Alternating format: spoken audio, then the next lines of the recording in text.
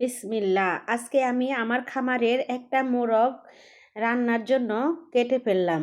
আমি মোরগটাকে ভালো করে পরিষ্কার করে এখন কেটে নিব।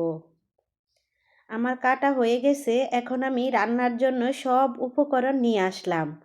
দেখেন আমি সুন্দর করে সাজিয়ে নিয়ে আসলাম। গ্যাসের অনেক দাম, গ্যাস এখন পাওয়াই যাচ্ছে না, তাই আমি উদ্যোগ নিলাম যে লার্কির চুলায় রান্না করব। আমার ছাদে অনেক লার্কি পড়ে আছে, এগুলা তো কিছু হয় না, তাই আমি বললাম যে এই সময় এগুলা কাজে লাগাই। এখন আমি লার্কির চুলায় সব সময় রান্না করি।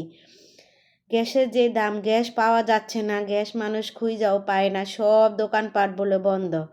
2 দিন 1 সপ্তাহ ভরেও অনেকে শুনি যে হোটেল থেকে আইনা খায় যে রান্না করতে পারে না, গ্যাস নাই। যাদের যাদের গ্যাস নাই তারা সবাই চলে আসেন আমার বাড়ি, আমার ছাদে অনেক লার্কি, আমি রান্না করে সবাইকে খাওয়াবো ইনশাআল্লাহ।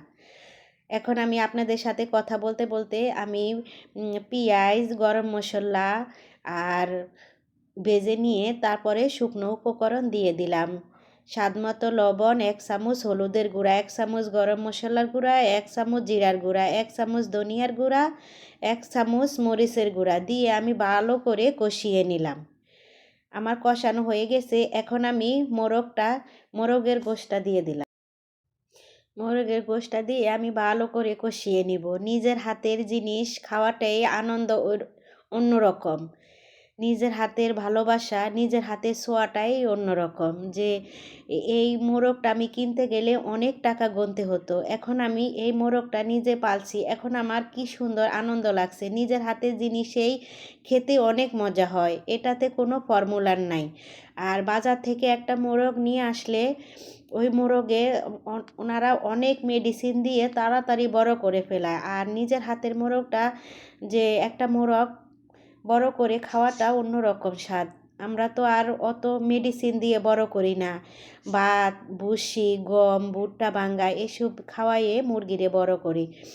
আমি আপনাদের সাথে কথা বলতে বলতেই কি কি উপকরণ দিছি আপনারা তো দেখছেন। এখন আমি পরিমাণ মতো জল দিয়ে দিলাম। আমি যে গ্যাস ছাড়াই লার্কির চুলায় রান্নার উদ্যোগটা নিছি, কার কেমন হয়েছে আমাকে কমেন্টে জানাবেন। আমার রান্নাটা হয়ে গেছে। এখন আমি এই কালির পাতিলটা ঘরে নেব না, আমি বেড়ে নিলাম।